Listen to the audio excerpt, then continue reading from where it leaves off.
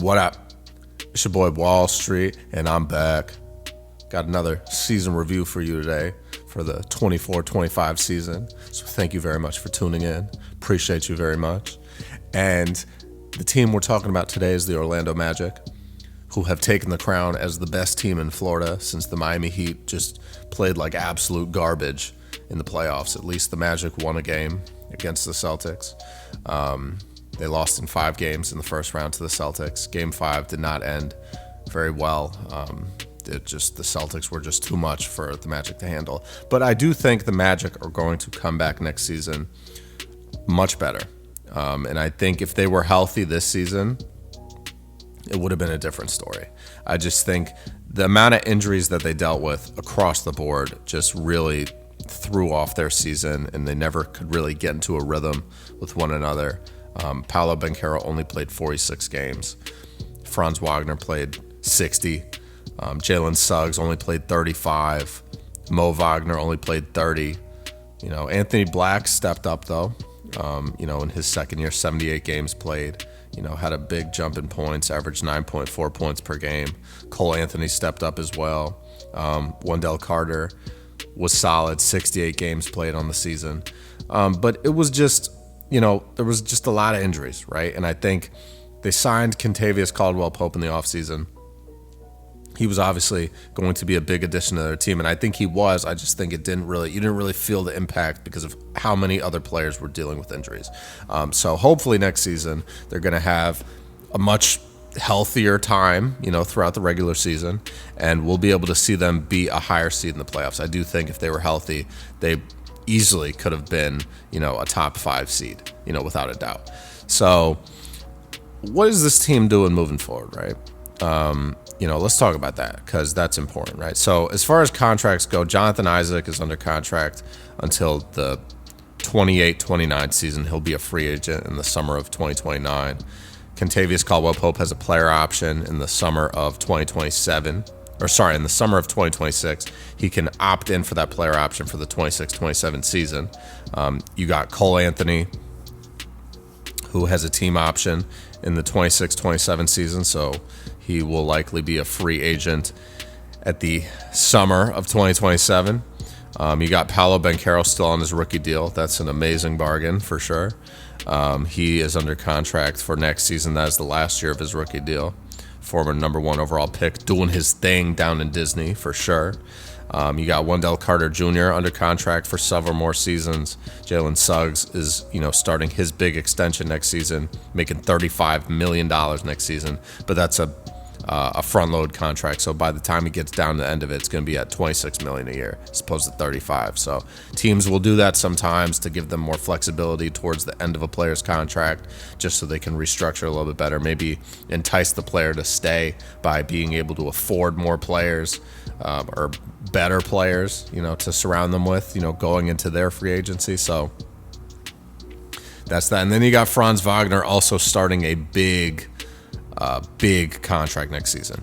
So their money that they paid out this season was $150 million. Next season it's going to be $200. So they're jumping up in payroll a lot.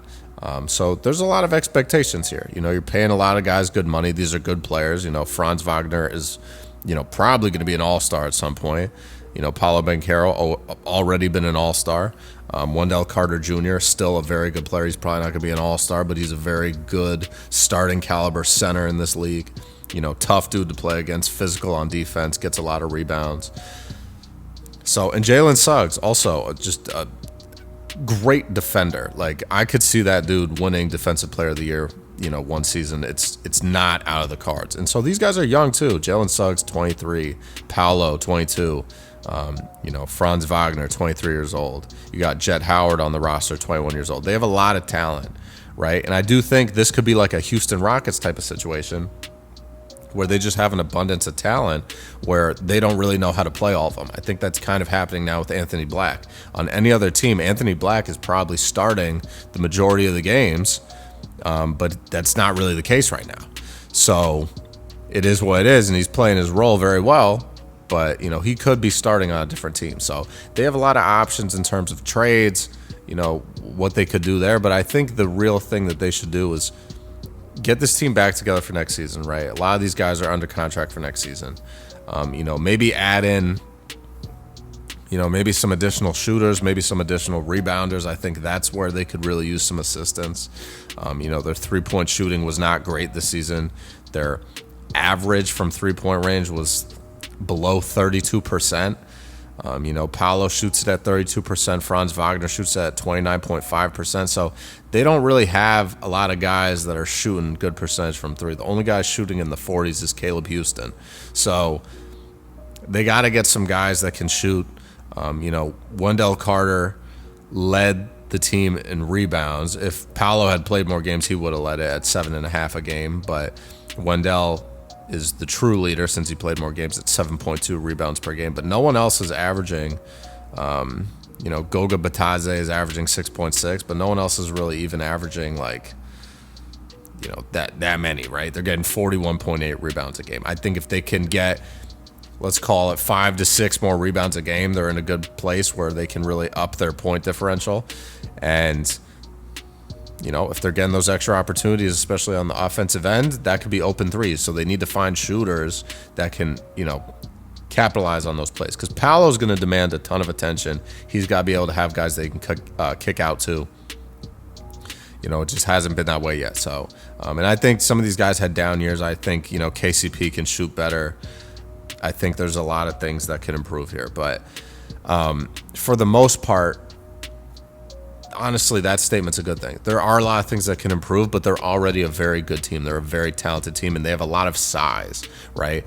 Matching up with Paolo Banchero and Franz Wagner is a tough thing to do on a nightly basis because those are your two main offensive weapons, and they can dribble the ball and, lead the offense like point guards, and they're both like 6'10".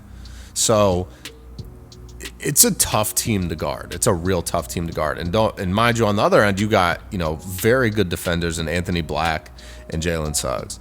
So I think the thing to do here is just stand pat, rest these guys up over the summer, make sure they're in good shape, and, come back next season and really put your foot on the gas. Because, Paolo Banchero was playing out of his mitts, early on in the season, right? And they got injured, had the oblique thing.